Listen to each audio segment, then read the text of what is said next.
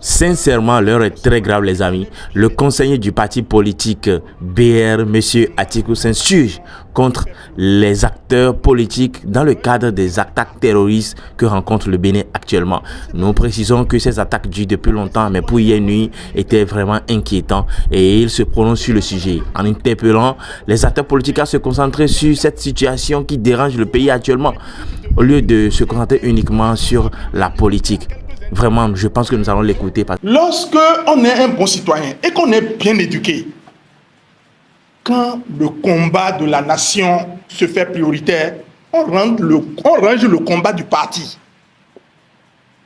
Je ne sais pas si vous me comprenez. On est citoyen avant d'être militant. S'il n'y a pas la République, votre militantisme va se faire où? Dans quel cadre? Si la République devient une société à responsabilité limitée à quelques individus ou à un réseau, votre militantisme n'a plus de valeur. C'est pourquoi, en tant que citoyens, nous devons être éduqués pour connaître nos droits, nos devoirs et surtout nos combats. Si nous ne connaissons pas en tant que citoyens nos combats, la République va tomber parce qu'on ne va pas se sentir intéressé par les enjeux qui nécessitent qu'on se lève comme un seul homme pour dire ça menace la République. Et si la République s'écroule, moi, je ne suis plus un citoyen, je deviens un sujet. Vous savez la différence qu'il y a entre un sujet et un citoyen? Un citoyen a des droits et devoirs. Un sujet, il n'a pas de droits. Il est soumis à la volonté de quelqu'un qui s'appelle souverain. Dans une république, le souverain, c'est le peuple. Mais dans la monarchie tyrannique, le souverain, c'est un seul individu qui s'arroge tous les pouvoirs, y compris celui de droit et de vie, sur les individus, sur les personnes qui vivent dans la société. C'est pour ça qu'il est important de vous rappeler ça, vous les enseignants, parce que vous êtes une chaîne très importante dans le processus de transmission du savoir, de transmission de l'éducation. Car aujourd'hui, plus que jamais, nous avons besoin des enseignants en face de l'enjeu. Il l'a dit quand il a pris la parole, le président de la Ligue des enseignants. Les enseignants jouaient un rôle. Aujourd'hui, le président Yahya Boni ne va plus à la conquête du pouvoir. Il s'est levé pour nous délivrer. On est en otage, il veut nous délivrer. Les enseignants doivent encore jouer les mêmes rôles. Et le rôle que vous devez jouer aujourd'hui par rapport au thème de la citoyenneté, je vais vous définir ça en quelques mots.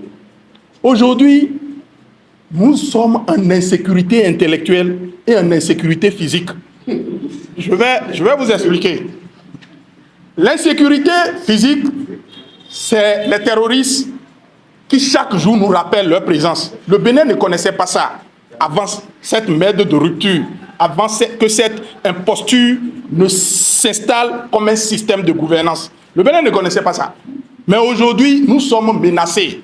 Quand on doit voyager dans certaines régions, aujourd'hui, on commence pas à trembler parce qu'on ne sait pas à quel moment on va être attaqué. Ce ne sont pas seulement nos soldats qui sont menacés. Nous-mêmes qui sommes à l'intérieur de la République, nous sommes menacés. Ça, c'est l'insécurité physique. L'insécurité intellectuelle, ça vient de nos cadres, de ceux que nous prenons pour des élites et qui déroutent nos entendements, qui déroutent nos rationalités. Lorsqu'un homme se lève avec tout ce que vous lui reconnaissez comme professeur d'université pour venir vous dire que gouverner c'est exclu, c'est de l'insécurité intellectuelle. Il a bombardé notre rationalité. Il a jeté des roquettes. C'est comme si des roquettes s'abattent sur notre rationalité. Si nous n'avons pas des gens qui ont leur entendement élargi et qui ont leur discernement très bien vigilant, si vous avalez ça, si avec toutes les démonstrations, regardez, il a théorisé, il a formalisé, il a modélisé, et il parlait, il se trouvait des gens dans la salle pour applaudir.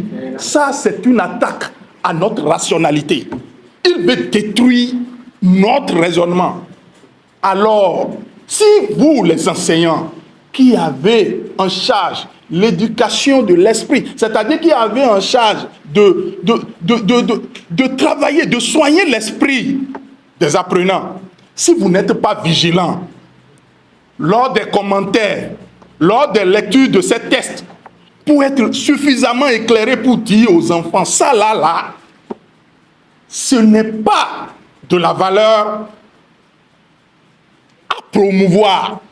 La gouvernance comme exclusion, ce n'est pas d'une valeur à promouvoir. Si vous n'êtes pas vigilant, les enfants vont boire. Et demain, on trouvera des citoyens qui vont dire « exclure, c'est gouverner ». On est dans quelle république avec ça?